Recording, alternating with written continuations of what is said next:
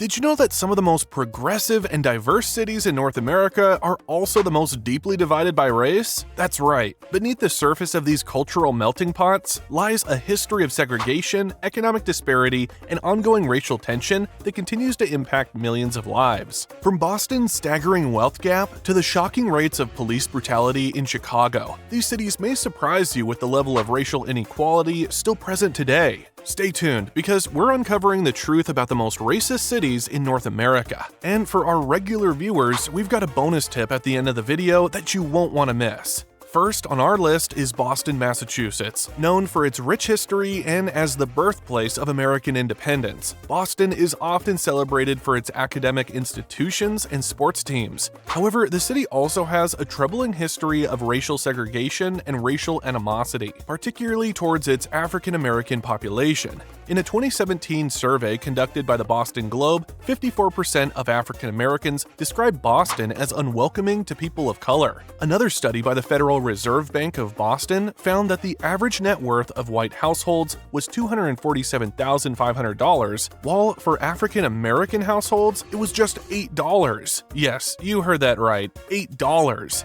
This staggering wealth gap is a clear indicator of systemic racism in the city. In recent years, the city has seen numerous racially charged incidents, including the 2020 protest where a black man, Derek Ingram, was wrongfully targeted by the NYPD for allegedly assaulting an officer during a protest. Boston's sports culture is also infamous for racial slurs hurled at athletes of color, with even Red Sox fans acknowledging a problematic history at Fenway Park. Next, we head to Chicago, Illinois, a city renowned for its architecture, deep dish pizza, and vibrant art scene. But beneath the surface, Chicago struggles with some of the most entrenched racial divisions in the United States. Chicago is one of the most segregated cities in America. According to a study by the University of Illinois at Chicago, over 65% of Black and Hispanic residents live in neighborhoods that are predominantly non-white. This segregation is not just geographical, but also economic. The median household income for white families is almost twice that of Black and Hispanic families, at $73,000 compared to just $38,000.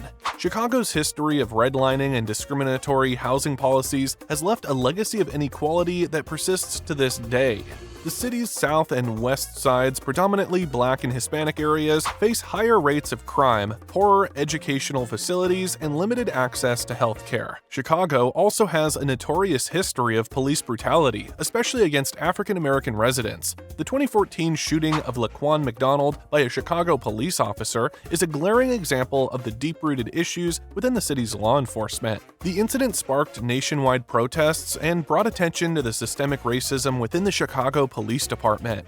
St. Louis, Missouri is often overshadowed by its larger Midwestern neighbors, but it stands out when it comes to racial tensions. The city has a long history of segregation and racial discord that continues to shape its social landscape.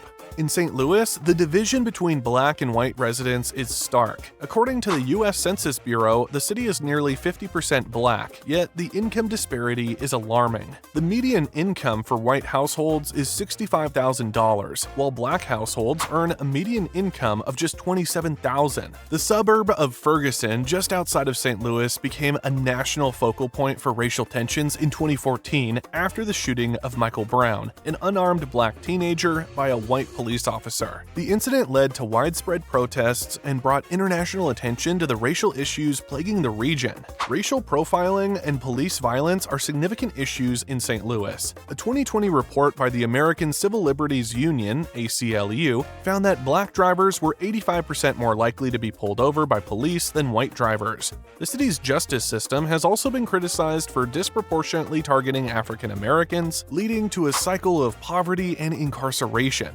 Crossing the border into Canada, we find that the country isn't immune to racial tensions either. Toronto, Ontario, often celebrated as one of the most diverse cities in the world, has its own struggles with racism, particularly towards its Black and Indigenous populations. Despite its diversity, Toronto's Black population, which makes up about 8.5% of the city, faces significant challenges. According to a 2017 report by the Toronto Star, Black Canadians are disproportionately represented in lower-income brackets, with a median income that is 30% lower than that of white Canadians. In recent years, the city has seen a rise in racial tensions, particularly with the treatment of black residents by law enforcement. The 2020 death of Regis Korchinski-Paquette, a black indigenous woman, after a fall from her balcony during a police visit, sparked outrage and protests, with many accusing the police of negligence and racial bias. Toronto's housing market also reflects racial inequality. A report by the Ontario Human Rights Commission found that black residents are significantly more likely to face discrimination in the rental market, with landlords often refusing to rent to them based on their race. Detroit, Michigan, once the booming heart of the American auto industry, has faced economic decline and racial tensions for decades. The city's racial issues are deeply intertwined with its economic struggles, making it one of the most segregated cities in the country.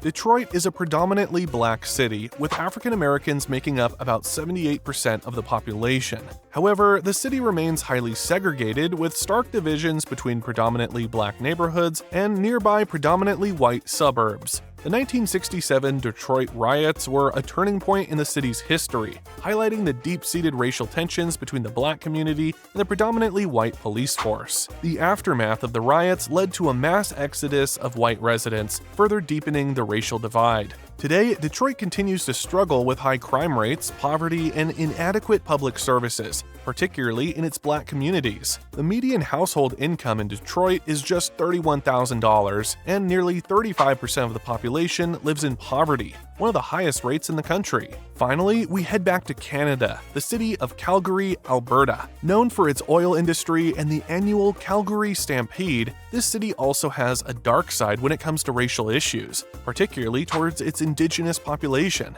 Calgary has a growing Indigenous population, making up about 3% of the city's residents. However, this community faces significant challenges, including higher rates of poverty, unemployment, and homelessness compared to the general population. In recent years, Calgary has seen a rise in racist incidents against Indigenous peoples. A report by the Calgary Police Service found that hate crimes targeting Indigenous residents increased by 36% between 2019 and 2021. The city's police force has also been criticized for its treatment of Indigenous people, with accusations of racial profiling and excessive use of force. Despite these challenges, there has been little response from local and national governments to address the systemic issues facing Calgary's Indigenous population.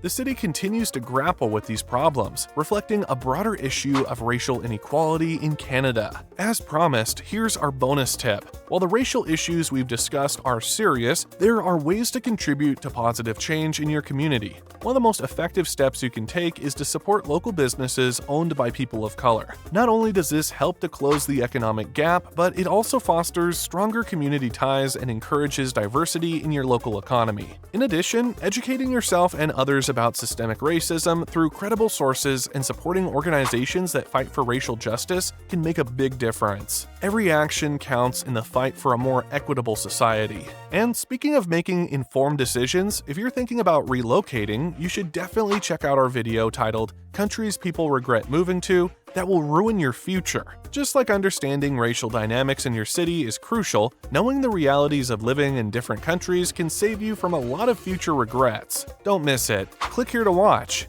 Thank you for watching, and remember to like, share, and subscribe for more insightful content. Let's continue the conversation in the comments below and work together towards a better future.